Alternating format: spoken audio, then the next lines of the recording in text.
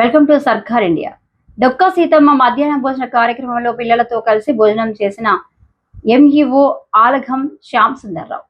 తిరువురు పట్టణం చీరాల సెంటర్లో గల సర్వోదయ పాఠశాల నందు మధ్యాహ్న భోజన సమయంలో పాఠశాలకు వచ్చిన ఎంఈఓ శ్యామ్ సుందర్రావు సర్వోదయ హెచ్ఎం ఎర్రవెల్లి రమణమూర్తితో మధ్యాహ్న భోజన వివరాలను తెలుసుకొని పిల్లలతో ముచ్చటించడం జరిగింది. తదుపరి ఎంఈఓ శ్యామ్ సుందర్రావు మాట్లాడుతూ ప్రభుత్వ పాఠశాలలో అనేక సౌకర్యాలను కలిగిస్తుందని, కార్పొరేట్ విద్యా సంస్థల కంటే ప్రభుత్వ పాఠశాలలో మెరుగైన సౌకర్యాలు అందిస్తున్నారని తల్లిదండ్రులు గమనించాలని కోరారు. ఈ సందర్భంగా డొక్కా సీతమ్మ మధ్యాహ్న భోజన పథకంపై సర్కార్ ఇండియా స్పెషల్ ఫోకస్ వీక్షించండి.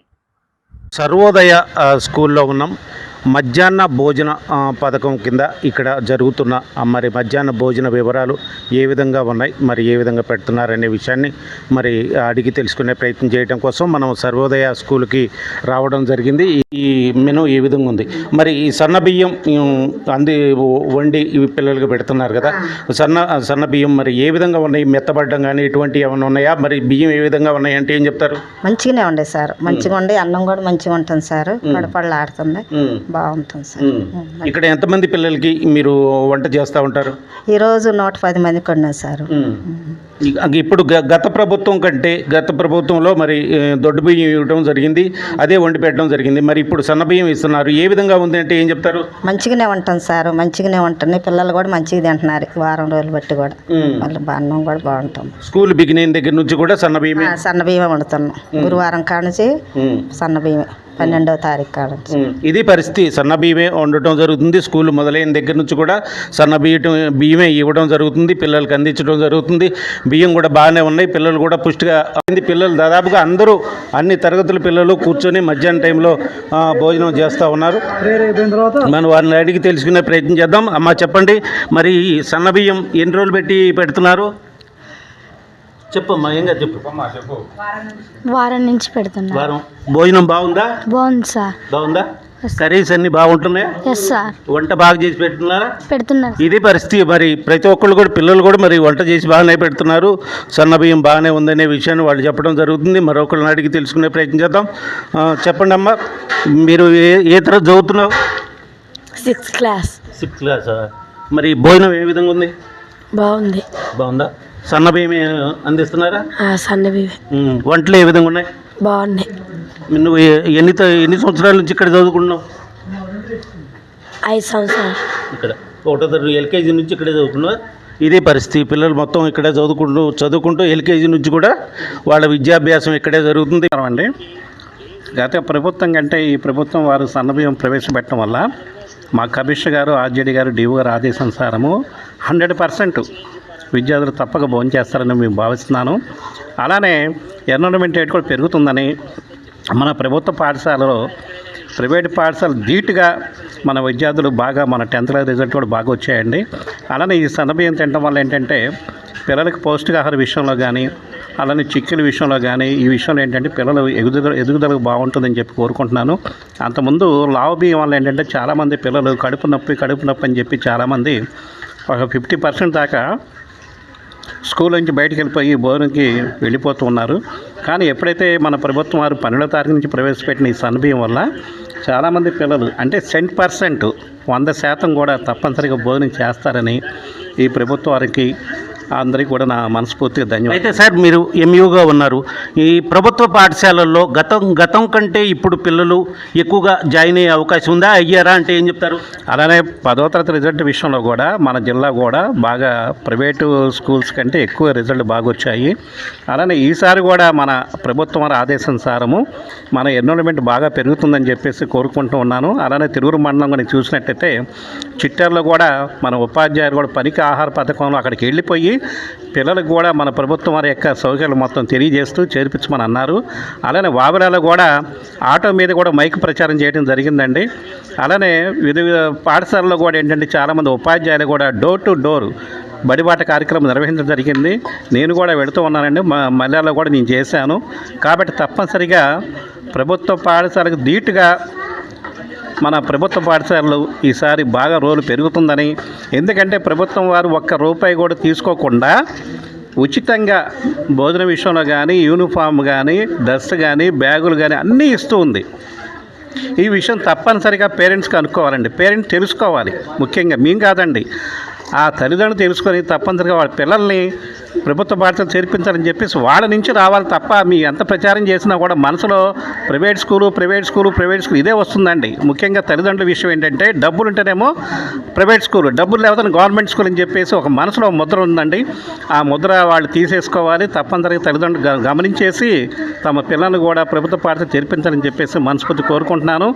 ఈ ప్రభుత్వం వారికి కూడా మనస్ఫూర్తిగా, నేను తిరువూరు గంపలో ఎంఏగా ఉన్నానండి, ఈ గవర్నమెంట్ స్కూల్ హెచ్ఎంగా ఉన్నాను. తప్పనిసరిగా ప్రభుత్వం లక్ష్యం సాధిస్తామని చెప్పేసి మనస్ఫూర్తి కోరుకుంటున్నాను.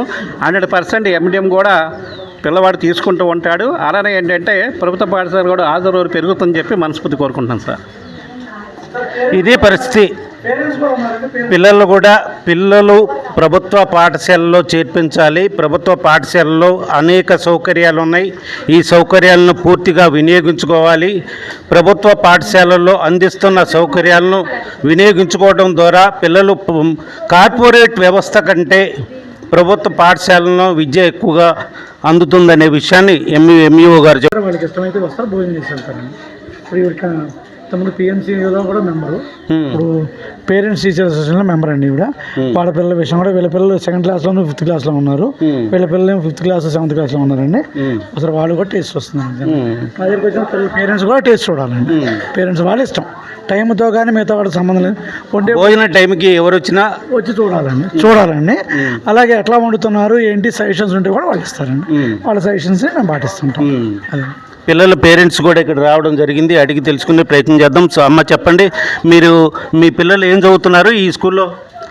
మా పెద్ద పాప యోక్షిత అండి, 5th క్లాస్ చదువుతుంది. ఇక్కడ భోజనం ఇటువంటి ఏ విధంగా ఉంది, చదువు భోజనం ఏ విధంగా ఉందంటే ఏం చెప్తారు? బాగుందండి, స్టడీ బాగుంది, భోజనం కూడా బాగుందండి. ఇది పరిస్థితి, భోజనం కూడా బాగానే ఉంది. మరి డొక్కా సీతమ్మ మధ్యాహ్న భోజన పథకాన్ని ఇప్పుడు ఇక్కడ మనం చూస్తూ ఉన్నాం, పిల్లలందరూ ఆరగిస్తూ ఉన్నారు. మరి ఈ సందర్భంలో ఎంఈఓ గారు కూడా వాళ్ళతో పాటు కూర్చొని, మరి టీచర్లు కూడా వాళ్ళతో పాటు ఉండి భోజనం చేస్తున్న సందర్భం కనపడతా ఉంది. మనము మరి ప్రధానోపాధ్యాయులు మన మూర్తి గారు ఉన్నారు, మాట్లాడే ప్రయత్నం చేద్దాం. సార్ చెప్పండి, ఈ స్కూలు మరి విద్యార్థులు ఎంతమంది ఉన్నారు, మధ్యాహ్న భోజనం ఏ విధంగా చదువుతుందండి, ఏం చెప్తారు? ప్రస్తుతానికి 216 మంది విద్యార్థులు ఉన్నారండి. అయితే ఈరోజు కొంతమంది ఏమో తల్లికి వందనం కార్యక్రమంలో భాగంగా సచివాలయాలకు వెళ్ళారు. మిగతా వాళ్ళే 110 మంది మాత్రమే భోజనం చేస్తున్నారు. మిగతా వాళ్ళు కూడా మధ్యాహ్నం చేస్తారు. మనకి స్ట్రెంత్ 110 మంది పైన ఉన్నారు, 210 మంది ఉన్నారండి స్ట్రెంత్. 210 మందిలో వాళ్ళు 108 మంది భోజనం చేస్తారు. ఇప్పుడు గవర్నమెంట్ స్కూల్కి మరి కార్పొరేట్ స్కూల్కి ధీటుగా మరి సర్వోదయ నడుస్తున్న ఈ సందర్భంలో మరి స్కూల్కి పేరెంట్స్ ఉత్సాహంగా వస్తున్నారా అంటే ఏం చెప్తారు? మాది ఎయిడెడ్ పాఠశాల అండి. ఇక్కడికి పేరెంట్స్ అందరూ కూడా కంపల్సరీగా వస్తుంటారు. ప్రతి విషయంలో కూడా పేరెంట్స్ కోఆపరేషన్ తీసుకుంటాం. తల్లిదండ్రులు ఇష్టాలను బట్టి మేము రన్ చేసుకుంటాం. విద్యార్థులు పిల్లలు ప్రతి వారం ఒకసారి కలుసుకోవడం జరుగుతుంది. వాళ్ళకి ఏమైనా డిస్టర్బెన్స్ ఉన్నా, ఏదైనా తేడా వచ్చినా ఇమ్మీడియట్గా రెక్టిఫై చేయడం జరుగుతుందండి. తప్పనిసరిగా పిల్లలకి ఎటువంటి ఇది లేకుండా మరి ఇప్పుడు ఈ స్కూలు మొదలైన ఈ సందర్భంలో పాఠ్య పుస్తకాల దగ్గర నుంచి బ్యాగ్స్ కాడ నుంచి అన్ని ఏర్పాట్లు ఏమైనా వచ్చినాయి అంటే ఏం చెప్తారు? పుస్తకాల్లో 50% దాదాపు అందేయండి. వాటిని డిస్ట్రిబ్యూట్ చేయడం జరిగింది. ఇవాళ రేపట్లో మిగతా వస్తాయని కూడా ఎంఈఓ గారు చెప్పారండి. అయితే మాకు తెలిసినంత వరకు ఏంటంటే మెగా టీచర్స్ది జూలై 5వ తారీఖు పెడతా ఉన్నారు. ఆ రోజు అందజేయమన్నాను బ్యాగులు, డ్రెస్సులకు సరిపోయిన అమౌంట్ కూడా జతకి 1200 వేస్తామని గవర్నమెంట్ ప్రకటించిందండి. ఒక్కళ్ళకి 3 జతలు వస్తాయి. ఒక్కొక్క విద్యార్థికి 3,600 వేయడం జరుగుతుందండి. కొంచెం తల్లికి దీవెన విషయంలో చిన్న డిస్టర్బెన్స్ ఉన్నాయండి. అవి సర్దుకోవడానికి ప్రయత్నం చేస్తున్నాం. వాళ్ళకి పాఠశాల ప్రారంభమైన 4 రోజులు అయింది. ఈ 4 రోజుల మట్టి కూడా సన్న బియ్యం వండుతున్నామండి. గత సంవత్సరం మిగిలినటువంటి బియ్యాన్ని పక్కన బస్తాలో పెట్టేసేయమన్నారు, ఫోటో అప్లోడ్ చేయమన్నారు. ఫోటో అప్లోడ్ చేసామండి. తర్వాత వాళ్ళు ఇచ్చేటటువంటి సూచనల ప్రకారం ఆ బియ్యాన్ని తిరిగి పంపించడం జరుగుతుంది. ఇది పరిస్థితి.